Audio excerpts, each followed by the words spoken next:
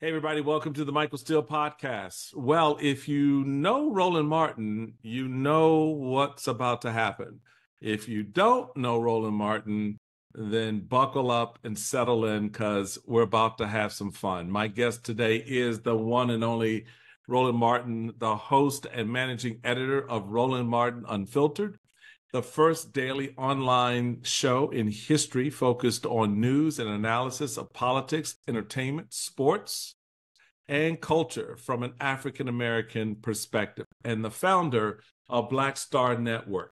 He is the author of 4 books, including White Fear, How the Browning of America is Making White Folks Lose Their Minds.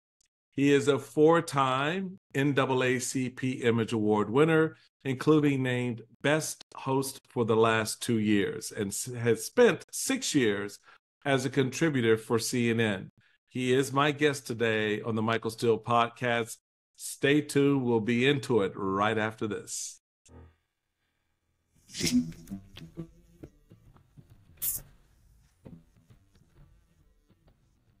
What up, everybody? Welcome to the Michael Steele podcast. It's always a treat for me to drop in, especially when I'm hanging out with an old friend who has been in my ear over the years when I was lieutenant governor, when I was national chairman, and just a brother from Prince George's in D.C. Roland Martin, the incomparable Roland Martin. It is such a treat, man.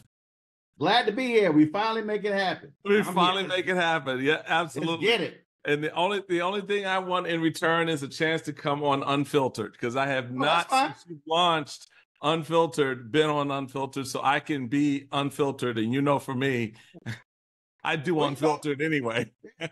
you busy getting a big MSNBC check, so when you got time to come hang out with, when you got time to come hang out with a little brother, just let me know. Just tell me. I'm there 5 days a week. Just pick a day. That's all you got to do. Pick a day. Right, I ain't got a boss, so I ain't got to ask nobody. You are the boss. Well, you've always been the boss, and that's something that, you know, some folks don't really like too much. Is when an African American decides to cut their own path. I think of someone like Prince in the music industry. Yep. In the cable industry, you called the shot about streaming 2 or 3 years before it was the thing. You were already plotting and planning to make the move to create this platform in a way that now bears the success of Unfiltered. Well, it was interesting because when I launched the show September 4th, 2018. So TV One canceled, News One now, December 9th, 2017. And when Alfred Liggins, the CEO, we were in his office in Silver Spring, and we knew they were looking at making some changes because they were looking at doing a debt refinancing. And so he was looking at making cuts.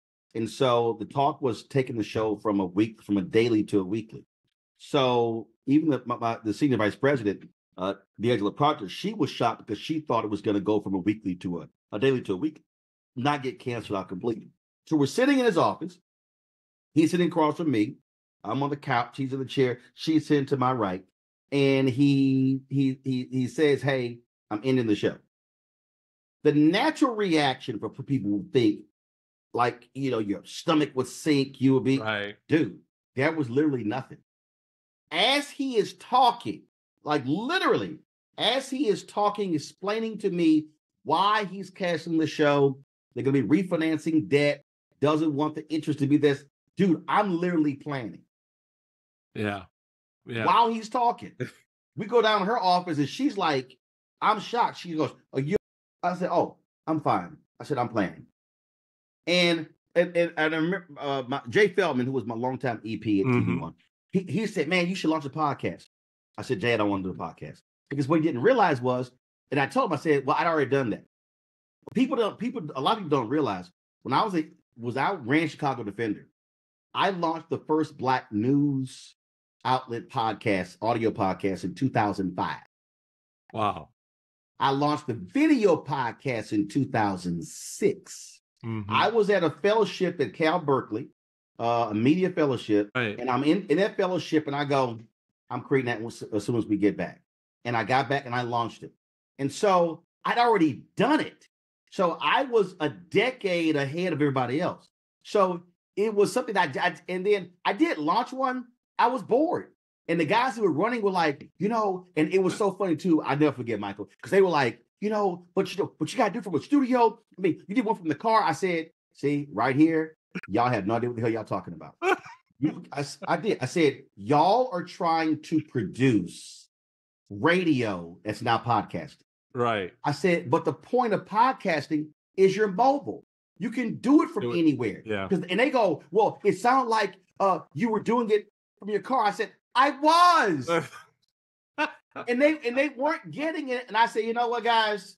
We're good. I'm not gonna do this. So when I launched the digital show, I'm telling everybody, dude, what are you doing? What's wrong with you? The audio podcast. I said, no, I'm telling y'all, this is where we're going. We launch it. 6 months, not even a year. Fox Nation, CBS expands their digital offering. ABC News expands their digital offering. Every single network. And I'm sitting here going, I tried to tell you. Tried to tell y'all. and I kept trying to tell them as well. I said, there are too many podcasts. Yeah. I said, there are too many. I said, that's not going to work financially. And so what people don't realize is I went to a magnet school of communications. So I have lived and breathed media since I was 14 years old. So I've studied media. I've studied the history of media. I'm always following trends. What's next? What's going on? And that's the thing that I wanted people to kind of hear a little bit of your story too, because people don't get, and you said something that's very important. You have been a student of and a trendsetter in this space since you were 14, 15 years old. Yep. So you don't come to this late like a lot of people are. And so how do you, when you're looking at where we are now, so you've got the podcast, you've got the YouTube piece, you've got all these other things. Now you're layering on TikTok, which could be a little bit of a slippery slope for a while. But all these other social media platforms, where do you see the trend lines heading next? So I predict just real quick. I predict that what cable did to terrestrial radio and certainly the network television, streaming is doing to cable. And so that when you're looking at it through that lens, and then you're looking at these platforms and how they are integrated in and out of our established structures, political, economic, social structures, and how they're driving messaging, narratives, brands. What do you see there? What are some of the pitfalls and dangers that you're assessing right now, but also the opportunities? So when all of the networks lost their minds and started launching streaming platforms and start losing billions of dollars, I was like, here goes stupid again. Because it was Internet 1.0. I was like, guys, they were sitting here going, oh, new frontier. I'm like, no, it's same people. Same people. Same people. They're just turning this off and they're turning that on. And then what they did was, they tried to replicate what was on broadcast and cable on streaming. And I'm like, that's why they start turning your ass off.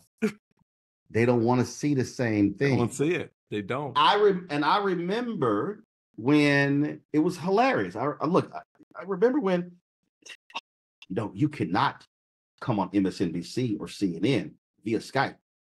And I'm sitting there going, so y'all look, and again, this is before COVID. This is right. And this is what people didn't understand. And I wish I had grabbed it. And I just moved to New House. So in one of these boxes is a Comrex unit. I have one downstairs. I was one of the first people to get one. It was such the beginning when they had the coding. So I traveled so much in 2007, 2008 that I was a living guinea pig for Comrex. So I would travel and I would say, hey, this hotel's internet has a drop-down box. It doesn't work with y'all box. I was giving them real-time feedback. Yeah. So I was being portable then. And I'm sitting here going, the economic logic of Roland's in Detroit, book a production house, spend $1,500, pay for hair and makeup, and then y'all might cancel my hit was stupid. Yeah. When technology is, I can go live from anywhere with a portable light, you're not spending $1,500. COVID hits. All of a sudden, now they have no choice. I'll never forget MSNBC. I'll never forget MSNBC was like, damn, we can't figure the Skype thing out. I'm at home cracking up laughing on my end going, guys, all you got to do is do this, this, this. They were totally unprepared. And then next thing you knew, because before they like CNN, they were using the Cisco system. And so they were all over the place. And then they had to come to the realization the audience didn't give a shit. The audience was like, I just want to hear what you got to say. So all the old models of, no, the set and the background and the lighting, you got to have makeup and you got to have hair, all this sort of stuff. The audience didn't care what happened after COVID. They still didn't care. That's right. Because and then they realized, damn, look how much money we were spending, which was always dumb. It was costing me $1,500 a week for Ubers to get my panelists to my studio. $1,500 a week, $6,000 a month, $72,000 a year. People ask me now, when your guests come back to the studio, they're not. Because it doesn't make economic sense for me to do that. Right. When at $72,000, I can hire me a producer. That's it. When you talk about where we're going, the first thing is I'm not freaking out by AI, because here's why. AI in our business pulls from was already out there. Right. Well, when Michael Steele offers his perspective on what just happened in the Trump trial, AI can't create that, because AI can't come up with the original thought that's in Michael's mind. And here's the other thing is, Michael, you may change your point of view. Right. AI is predicting what you're going to say, but all of a sudden you may go here. So I'm not freaking out. I'm not freaking out by AI.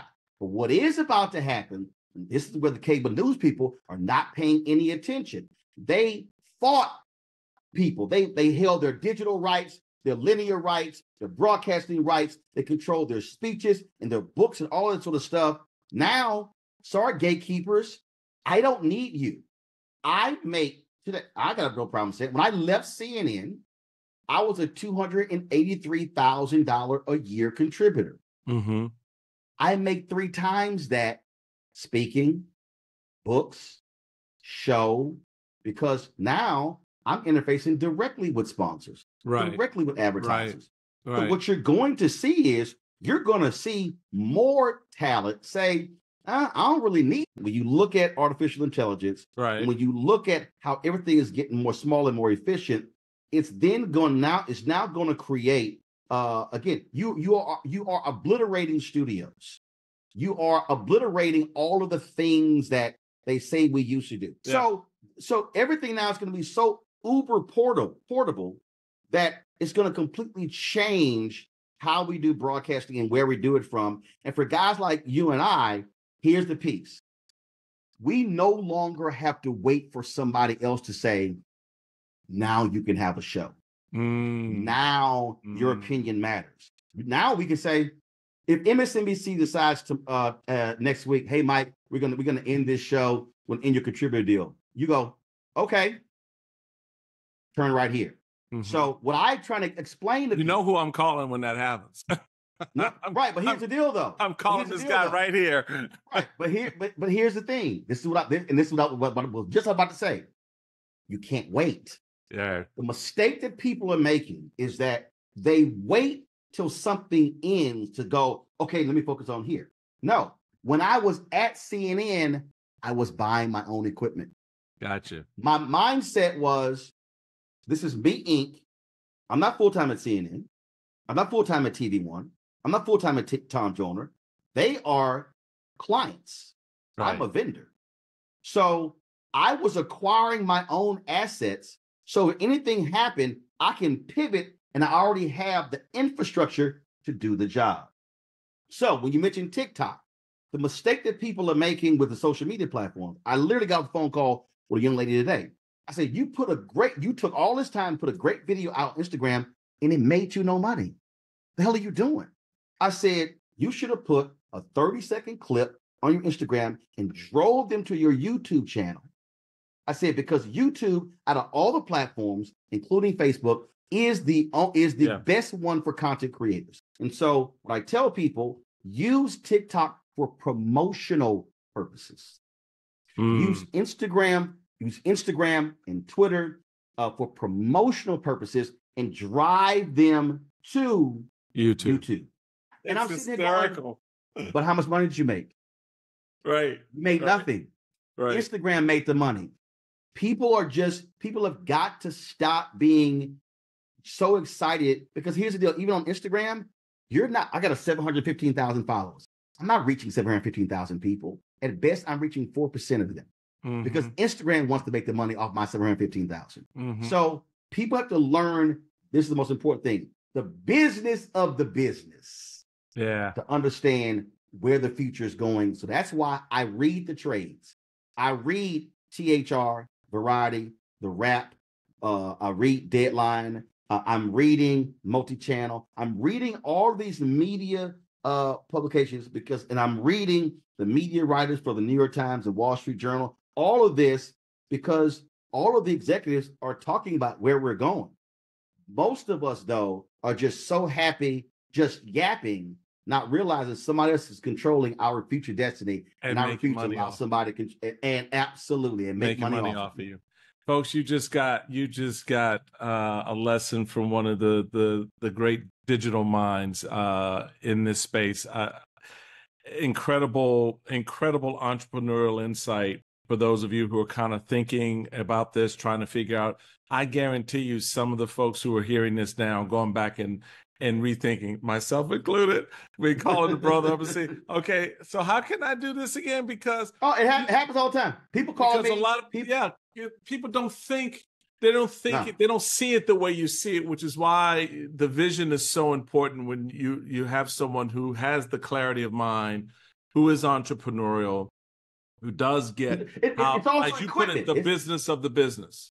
This man, I'm telling you guys, those of you particularly in this space trying to level up your game, listen to what we've just talked about. We're going to take a quick break, and when we come back, we're going to have a little political fun with my brother here, because he's been blowing it up lately on the political side too, as he does all the time. But my guest, Roland Martin, we're going to take a quick break. When we come back, we'll have some more with Roland right after this. Welcome back, everybody, to Michael Steele Podcast. As I said before we went to break, we wanted to dive into the deeper end of the pool with my man, Roland Martin, because, Roland, you have been, it's funny, I've known you a long time, and I could never, and I can say this honestly, I could never pinpoint your political persuasion. There are days you sound like a liberal Democrat, and there are days you sound like a conservative. Most people will say, well, that's a moderate in the main. It's not that. You bring sort of a perspective to politics. Your political analysis, I think people underrate your ability to sort of talk about and give analysis to current events, relate them to historical events, and push it forward to say, y'all need to be looking for this because this is what's about to happen. How do you assess this current political climate? And I got some specifics I want to get into, but just broad base off top line, looking at the bullshit coming out of Trump world, looking at the inability of our court system to deal effectively with this asymmetrical player, looking at Republicans just bend over backwards and just expose themselves to Trump. What's your assessment? Oh, and by the way, Democrats not having a clue how to run a campaign to beat this MFer. Yep. What is your assessment right now? The first thing is Democrats and Republicans and independents and whatever else you want to call you have to understand that the politics that we knew of no longer exists. Yes. It doesn't exist. I dropped this book in 2009, and this was my coverage the first President Barack Obama's road to the White House, as originally reported by Roland Martin. So this is my reporting on the Obama presidential campaign. This is now obsolete. How Obama ran, how he governed is literally obsolete. Yep. Because first, there used to be a thing called morals and values. If you said something racist, if you decided to speak at a white supremacist conference, if you had lunch with a white supremacist, a white nationalist, you were crucified by your own people. Yeah. Yeah. The day Donald Trump mocked Senator John McCain, amen, and paid no price, I told everybody, I said, y'all, game over. So when you hear media go, oh my goodness, there's a new bottom for Donald. No, there's no new bottom because there's no bottom. Right. It doesn't exist. It does not exist. You're not dealing with a traditional person. Senator Mitch McConnell, oh, why did he not vote for impeachment? Oh, because we think this is going to be it. He's going to go away. What happened? The reality is, right now, Republican Party would not be dealing with any of this crap with Trump. And they likely will be ahead of Biden by 10, 12 points right now if they had actually voted for impeachment. They did. I could not tell you how true that is. But they were so scared to death. And here's what was dumb. They were so scared to death of him. I'm like, you could have mortally wounded him. Yep. Had you voted for impeachment, his followers could have yelled, hollered, and screamed, and it wouldn't have mattered because he would have been ineligible for running again. That's it. He would have been rendered obsolete. But they figured, remember Susan Collins, I think he's learned his lesson after the first impeachment. What happened? So you got that going. On the Democratic side, first of all, let me do back. And then the other thing is this here with Republicans. And when I called out Chris Christie on ABC This Week, September 2021, it was so funny. The folks at Newsbusters thought they were dissing me by posting it. It got 1 million views in 48 hours. The thing trended for 72 hours, and Christie was pissed. And I haven't been back on ABC This Week since. Right.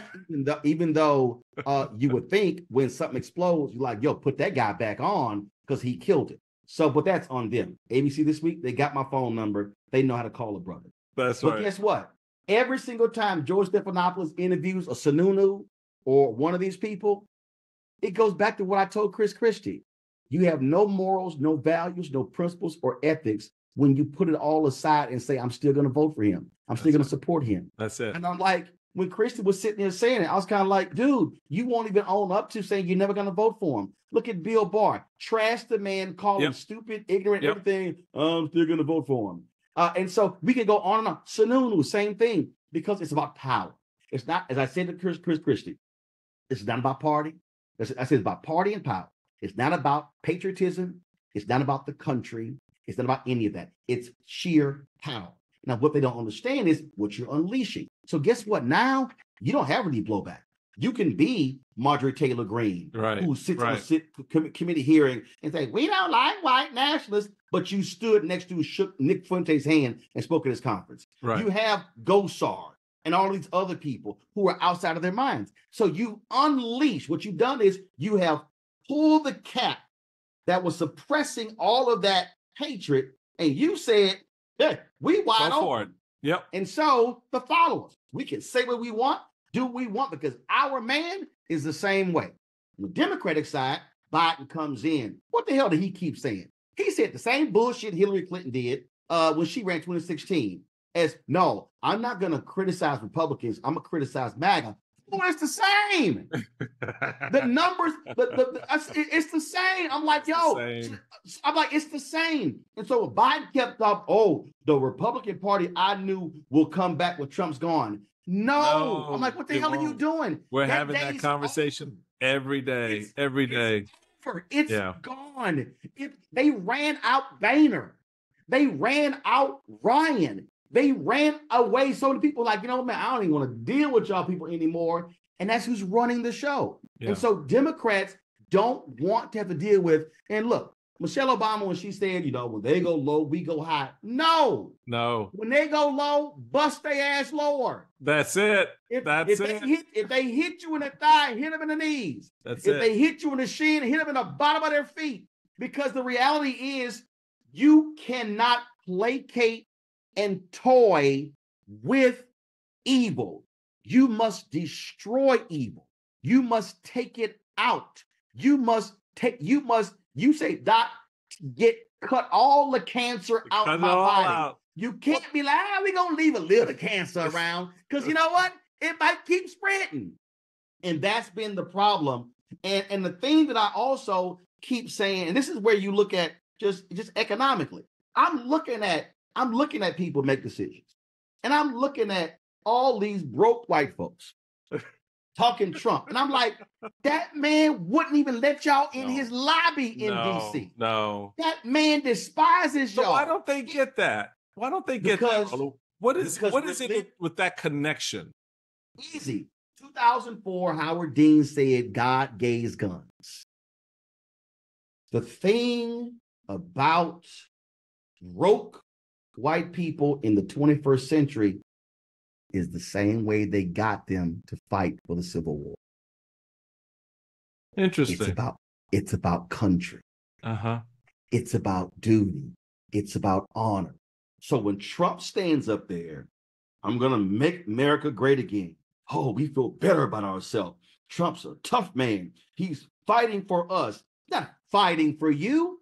He picked a fight with China over tariffs when he was in the Oval Office, and there were farmers who literally went out of business. I read one of the most insane stories of my life when a dairy farmer says, I lost my family business, but I would vote for Trump again. I'm like, are you crazy? Yeah.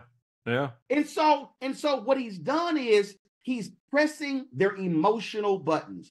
He's pressing, and yes, and see, this is the problem when we talk about even how race comes into this conversation, because what he's doing is, for those who are white, he is pressing not racist feelings, but racial feelings. Yeah. The problem when we say about racism, we go racist, not racist. Now realize it, it's all the stuff in between. It's all the stuff in between. Yep. Cats don't want to deal with that. So he's pressing those particular buttons. Then you have disaffected Black folks and Latinos who kind of like, well, I don't like what's going on over here with immigration, or I don't like this here. Then you got the people who say, well, I'm an ardent opponent of abortion. Trump is absolutely, we know he pro-choice. He pro-choice, he pro-cheating, all that. But what they don't understand is he's playing them. And he doesn't care. But what they've done is he says the things a lot of them always wanted to say. And there's no repercussion. So they're like, that's our man. What they don't understand is what he's destroying in the wake is crazy. He convinced them Mexico's going to pay for the wall. I was like, no, they're not. They're not cutting a check. But these folks actually believed it. He's over here. Oh, yeah. China can pay for the tariffs. Tariffs don't even work that way. Everybody knows how tariffs work. The consumer pays. And this is why it was so wrong of media to allow him to lie. Because what he did was lie a little bit, lie more, lie more. It's kind of like, let me do it. Lie more, lie more, lie more. Let me do it. Now more. Then it went to fake news. Because what that then became is anything that I say ain't real is fake. Right. His supporters went, okay, you're good. And so the man lies about lies. Yeah. And so then the Republican Party goes, and this is what I keep telling everybody. I say, y'all, most of these Republicans in Congress, in the House, in the Senate, is people like Lindsey Graham. If they want to be on, they hate Trump. They privately say he's an idiot. They privately say he is the dumbest person we've ever seen. They believe he's a charlatan, a tax cheat, he's immoral, but he is the conduit to power. It's conduit to power. So when you're looking at the other side of the street, so you talk about how the white voter is transfixed by Trump and Trumpism, because it is, I call it, he's their avatar. He's their representation of the things that they feel, the way they like to see America again, and all of that. You've had recently a number of conversations emerge on the other side of the block, the Black community, where there's more and more talk specifically about Black men and their relationship with Trump. I want to play, well, there's so many ways I want to come at this one, but I want to play first off Stephen A. And he defended Donald Trump, saying Black people like me, because of the indictments, that whole, when Donald Trump's attitude is, well, Black people support me because they see me the way they've experienced the criminal justice system. Let's take a quick listen and see what he had to say here. But I got to tell you something. As much as people may have been abhorred by Donald Trump's statement weeks ago, talking about how Black folks, he's hearing that Black folks find him relatable because what he's going through is similar to what Black Americans have gone through, he wasn't lying. He was telling the truth. When you see the law enforcement, the court system, and everything else being exercised against him, it is something that Black folks throughout this nation can relate to with some of our historic, iconic figures. We've seen that happen throughout society. So no matter what race, what ethnicity you may emanate from, we relate to you when you're suffering like that, because we know we have. And that's what he articulated. So that's what he said. Now, as I said to y'all at the beginning of this conversation, this brother don't take nothing from nobody. So Roland had a response. Black folk don't identify with Donald Trump because Donald Trump is not being persecuted. Show me a Black person, please, who could be in court and the judge issue a gag order, and then this person violates the gag order. Show me a Black person in America who could insult a judge and his daughter and still be walking around free. Donald Trump did that. He did that. Talk to me about that. What is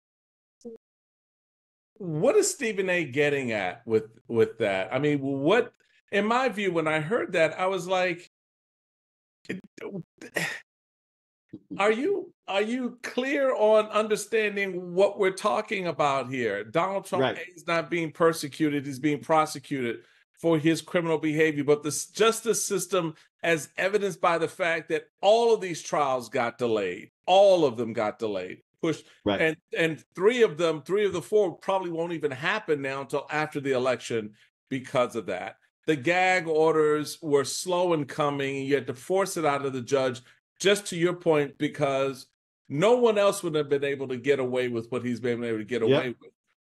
What is the thinking there for African Americans in particular to sit there and think, oh, he's being persecuted like us?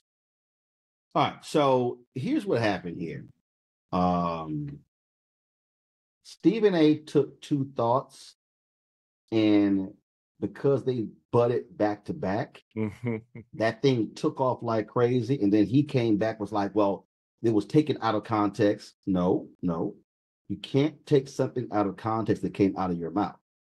Now, what I infer is based upon what you imply, but you actually said it. So what he should have said was, if this is one, he should have said, Donald Trump said this, that there are Black people supporting me because I'm going through what they've gone through. He then should have said, pause, I have heard that from some people. Now, that's a separate issue. Do I believe that he is being targeted by the criminal justice system? The answer is yes, because he's been on record with that. But he meshed those two together, which is why he had to do one statement and do a second statement, and he's still getting taken through the ringer on the whole deal. And so again, when you have to clarify 2-3 times, that means you ain't do that shit right the first time. Yeah, right. So you ain't do it right the first time. And it's also, Stephen A., that's why Handy booked you. That's why I also blasted Handy, because at the end of the segment, Handy goes, Stephen A., you're right. There is injustice in the criminal justice system. My friend, you're 1,000% right. And that's when I said, really, Sean? Well, please show me when you discuss it on your show. Mm-hmm. Please show me when you've had these segments on your show discussing the injustices in the criminal justice system against African Americans. I don't recall seeing those segments. That was an example of, Stephen A., you getting played by your boy Hannity. There you go. You got booked to affirm a position that he liked. You said it. His audience is like, see, black guy Stephen A. says it. Yep. So what's wrong with y'all? When then the pushback came when it's completely nonsense. The fact of the matter is, Donald Trump has never been held accountable for what he's being dealt with. And this is how I broke it down. This is real simple. You can't say he's being targeted in the classified documents case when all he had to do was hand them back. No, he didn't want to do that. It's just, here, my bad. Take the documents. He was like, these are mine. These are mine. And his lawyers are like, say, dog, turn the documents over. Right. He didn't want to do it. He didn't want to do it. They rated. Yeah, we gave you a year back and forth. Now we showing up. Then we find out you moved boxes, you hid stuff. Your lawyers took notes saying, I ain't getting disbarred over his punk ass. And so that's on you, bro.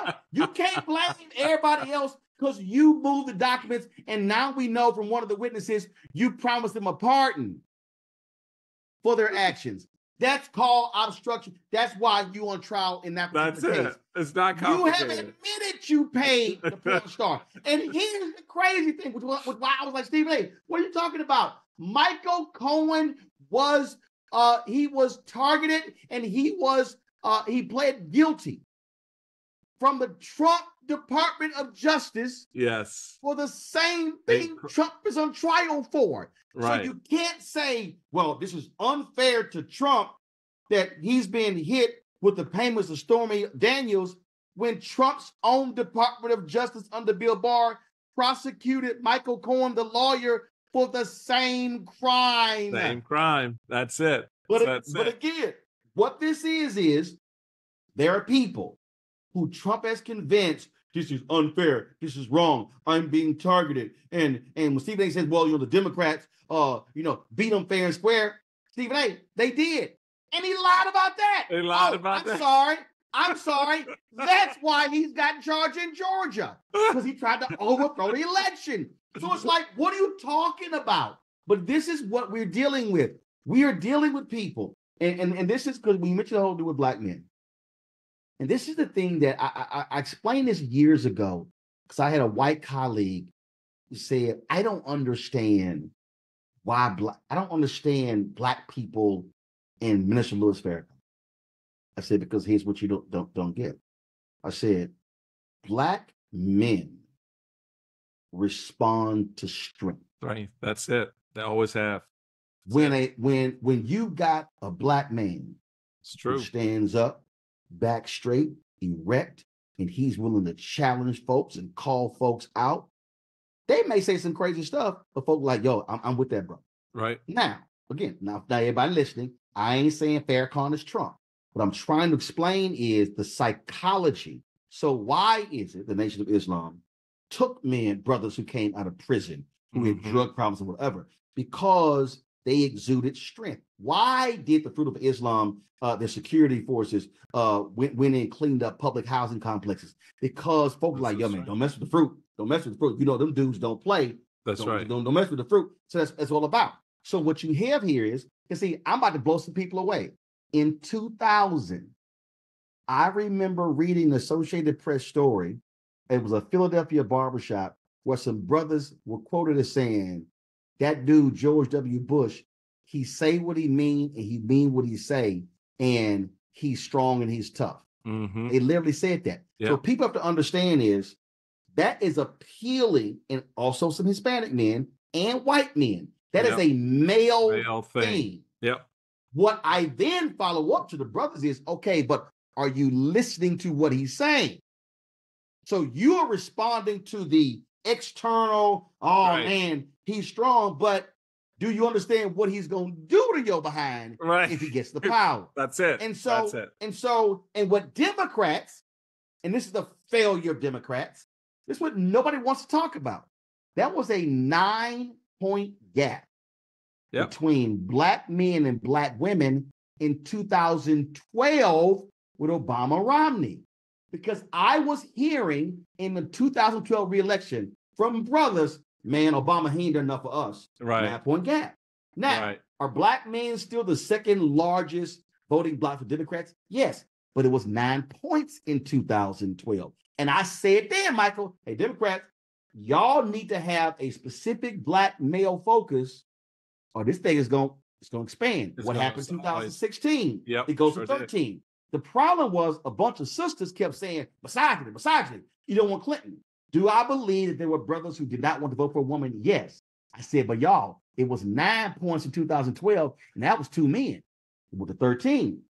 And so what happens? 9, 13, and then, according to Terrence Woodbury, Tom Tillis got 18% of the black male vote. And so what happened was, so in 2020, Trump's coattails helped Tillis get reelected in North Carolina. Sure did. Democrats were asleep at the wheel and not understanding the numbers. I said, guys, if y'all don't deal with, I said to Jamie, I said it on the air, on radio, I said, this thing is going to get wider. And what's going to happen is you're going to look up and that sucker's going to be at 30 and 35 and 40. Now the floodgates are open. The same thing that happened to Democrats when they were playing around and ignoring what was happening in South Texas, which was a strong Democratic hold with Latinos. Then all of a sudden, Republicans started investing money in South Texas. Sure did. Elections start changing because they saw how the demographics were changing. Here's another point that's important for your audience, Michael. For black people. I'm 55. My dad turned 77 April 25th. My mom is 77 in November. So I've been tracking this since I graduated from Texas A&M in December 1991. I've been paying close attention. So my first election voting presidential was 1980. Mm-hmm. What then happened, and I saw it in real time because I knew the conversations. So here we are in college. My brother's first generation. I'm first generation. So I'm listening to the brothers and sisters at Texas A&M, and we go visit the campuses. So now all of a sudden, higher education, going to be higher income. Now all of a sudden, things that we are now talking about, our parents never even thought about. Right. My parents combined never made more than $50,000 a year. Right. So my parents wasn't thinking about no capital gains. My parents wasn't thinking about the tax high yield investments, high yield investment, or they ain't thinking about the top tax bracket because they ain't even close to it. What then happens? Brothers and sisters start graduating. They start opening businesses. Now all of a sudden, your perspective is totally different. Then every year, the further you got away from the civil rights movement, the percentage went down of who self-identified as Democrats. You said it off the top. I have never in my life self-identified with either party. Right. You have. Now, self-identifying, does it, you still can say, do you lean? How do you vote? Right. Self-identify. That's it. So if I don't self-identify, that means I actually will listen to what you got to say. Now, you ain't saying nothing. Okay, whatever. Now, moving on. And then if you over here, if you're not speaking to all 10 of my issues, but you're speaking to 5 and they speaking to none, well, hell, 5 out of 10 is more than 0 out of 10. So what then happens? Remember, I'm 55, Gen X. Now all of a sudden, you get to millennials. You get to Gen Z. Yeah. King is assassinated in 1968. All of a sudden, hold up, wait a minute. How far are we away? Now, all of a sudden, we are so far away, so further away, that now you have so many African Americans, and I saw this in Georgia, 2022 runoff. Herschel Walker, Senator Raphael Warnock, black woman owned a coffee shop. I'm talking to her, and she said, listen, I understand abortion. I'm a woman. She said, but I ain't having kids. I am listening to both sides because I'm listening who's going to be right for me on corporate taxes. Mm-hmm. That's what she said. Mm-hmm. So the reason Democrats, and they've been falling asleep because they've been trying to operate by the old playbook, and Republicans have been trying to play by the old playbook because Republicans are not serious about investing in Black people, even though they're actually, it's actually there, depend upon the city and the state and the candidate. It's true. But what Democrats don't understand is, you now are going to have to spend 2 to 3 times more money, more time to get the same people out because they I ain't feeling you. And now, because when you look at voting patterns, 65 plus votes higher than anybody else. Then it's 55, 64. Then you go down. Well, as you keep going down, the number lessens. So 18 to 39 is the lowest voting block. Well, guess what? That's now the largest population. So they got no problem with the couch. Now, you and I could not think about the couch because we'll be getting our asses whooped by our parents. That's right. Yes, exactly.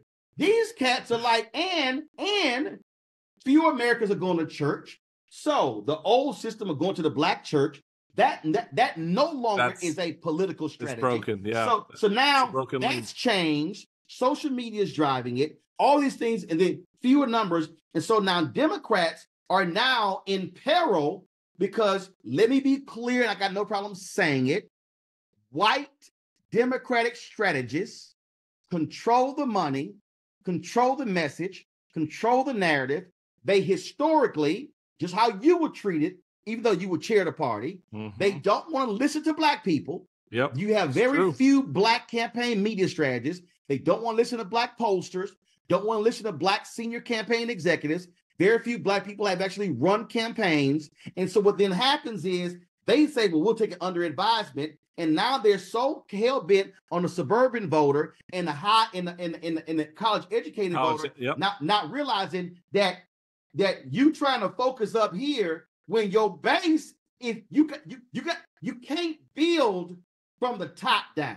Right. You got to build bottom up. So if you don't take care of your base and your base erodes, it don't matter how many white folks you get in the suburbs. If your base is gone in Philadelphia, in Pennsylvania, if your base is gone in North Carolina, your base is gone in Michigan. Look what happened to Mandela Barnes. There you go. 50,000 vote drop off in Milwaukee alone in 2022 compared to 2018. Mandela Barnes was from Milwaukee. I talked to activists who said, yo, man, we never heard from his campaign. So guess what ends up happening? You lose by 26,000 votes. If you don't have a 50,000 vote drop off, Mandela Barnes is the United States Senator.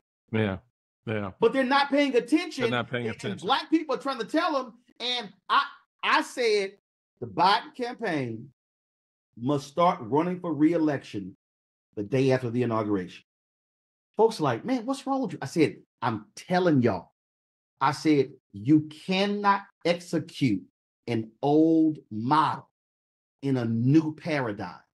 And so the problem they have now, and now Israel Gaza has now exposed it further. And so, yes, I'm seeing the polling numbers. I know there's concern about his age. I understand where Trump is, but the only way Trump wins is if 2 things happen. He drives up disaffected white people who have not voted the last 1, 2, 3 presidential elections. Right. And traditional Democratic voters decrease. The numbers have not lied. The Black voter turnout has dropped in successive elections, and Democrats do not have a strategy right now. So I've said it clear. G and O'Malley, Anita Dunn, y'all better wake the hell up.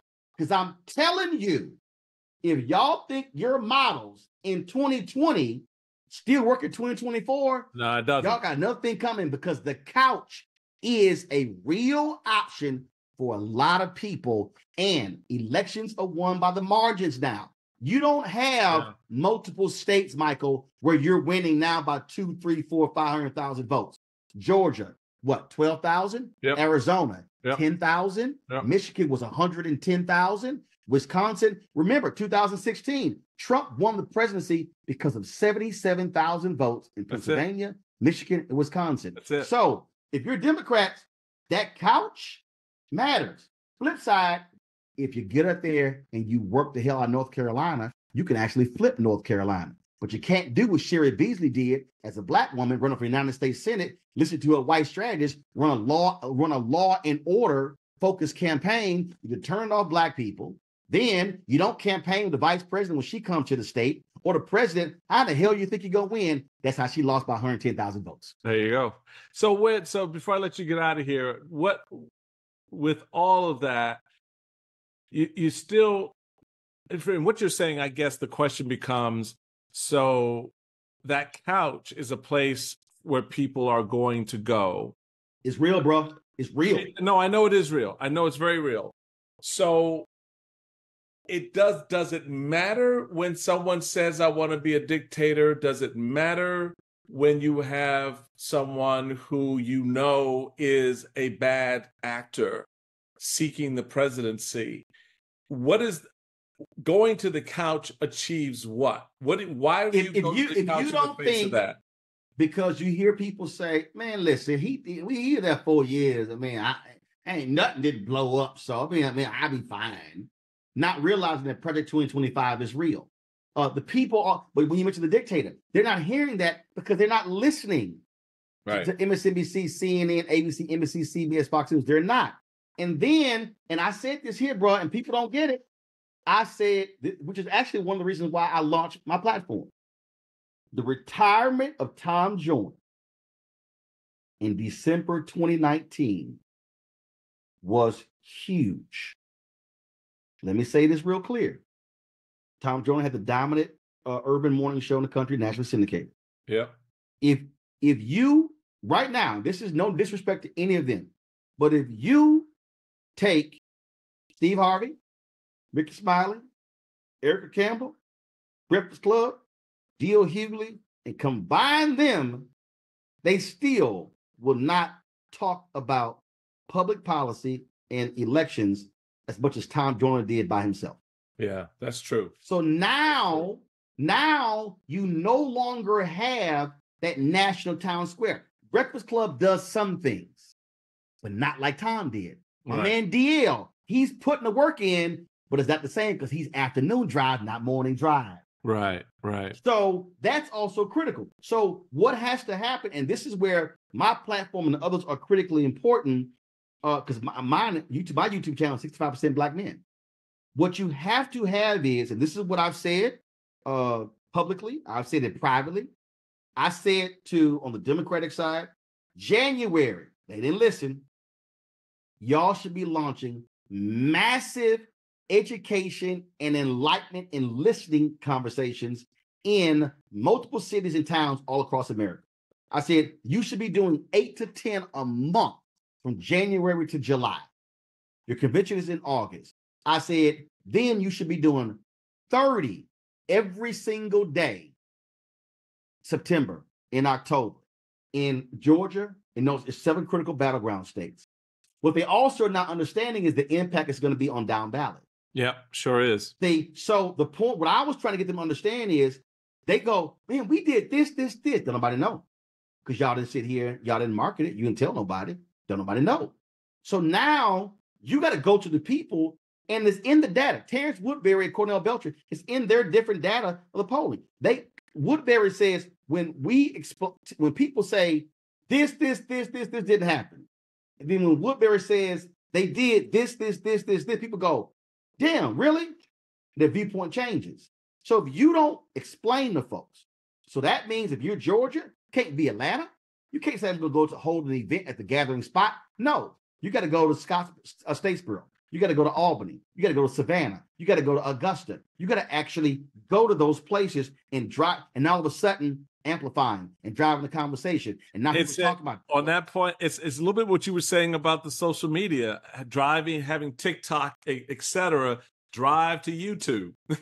And you have to, as our dear friend, the late Joe Madison said, got to put it where the ghost can get it. You can't sit here off white paper. No, you got to break this thing down. You got to say, it's stupid to say we provided $7 billion to HBCUs. No, you got to say the state of Florida gave Florida A&M $48 million. They've gotten $200 million from us. And then you got to break it down by school. You got to do it. Black people understand call and response. I never forget, I'm going to lead my last point here. Biden gives a speech in North Carolina. And he's at North Carolina A&T. And he throws out this, we've done this here. And the same thing at Howard University graduation. I said, no, bro, they ain't how Black people do it. They ain't how we do it. No, you say, Howard, your university received, we gave y'all this over the last 3 years. Now, that building right there, we forgave the loan for that building. Yep. And you know what we also did? Here's what Morgan State got. Here's what Coppin got. Here's what University of Maryland Eastern Shore got. Here's what Norfolk State got. Yep. And Virginia State and Virginia Union and Morehouse. You know what's going to happen? People like, it's going to be like in the church. It's going to be yeah. You go, boom. And you say, North Carolina, the Republicans in that state gave Winston-Salem State this amount of money, but they got $150 million from us. You make it plain, and people go, damn, hold up, what? Mm-hmm. State only gave them $25 million, but they got $150 million from the Biden folks? See, when you throw out the big number, that ain't saying it. Right. I say, man, if I'm Biden Harris, I don't have any public event unless I got at least 5 people in the audience who got student loan debt relief. Yeah. And I said, before I get to my remarks, Kim, stand up. That sister right there, $78,000 forgiven. Bobby, stand up, $120,000. I would have that ad running right now. This is the easiest ad in the world. Let's say my name is Jim. I'm on camera. Thank you, Joe. On the bottom it says, Jim, 128 firefighter, $100,000 forgiven. And the next person, thanks, Joe. Thanks, Joe. Right. Thank you, President Biden. That's the whole ad. That's the whole ad. Showing Black, white, Latino. That's the whole ad. Yep. Purple hair, the whole ad. I'm showing name and how much was forgiven. And they closes on. We've forgiven $143 billion in student loan debt, and we're not going to stop now. We're going to continue. This ad. I'm like, y'all, you can't run that in October. You got to drop that now. You got to drop it now. You got to drop it now. Yep. Say, dog, listen, this ain't hard. When you understand how you have to connect with people in a totally different way, yeah, that's why you think Tim Scott and Trump keep saying, oh, he's done more for Black HBCUs than any president in history. They never give a number. No. There you go. Never give a number. There Roland Martin. Folks, we started talking about his emergence into the tech space, and he gave us a little bit of a lesson.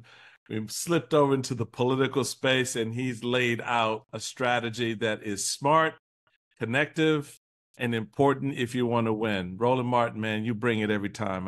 I appreciate you, brother. Like no other. I appreciate it. Can't wait to have you on the show. Then you got to come to the studio because I got a Black studio. We got art and color and trust me, it ain't nothing like you seen at MSNBC, CNN. It's a black studio. It's a Black studio, and that's it. That's all that matters to me, baby. That's what matters. I know what's in the room. I know what's. Oh yeah. Folk come in there like, I said, now y'all know I can't have no regular studio. Like when I went and I did Don Calloway's podcast. Man, we sat down there with some bourbon from Kentucky, and we started for 2 hours. I'm like, yeah, this is what I'm talking about. This is how you do a podcast. So I know your studio is hooked. We do a little different. I'm right there, 2 blocks from the White House. I love it. Done. We're going to make that happen. Let's make it happen. Appreciate it. You got it. Roland Martin, one of a kind, folks. Check out Roland Martin Unfiltered Daily Digital Show. You can follow Roland on Twitter at Roland S. Martin. He's a brother in the space. He knows what's going on. He shares what's going on, and he gives you some insights that you probably largely ignored because you didn't believe it. Well, believe it when you hear it from him. Roland Martin, all the best to you. That does it for this time together, folks. Thank y'all for joining me. Do the download thing. You know I love it when you do. Until next time, be safe, be well. God bless.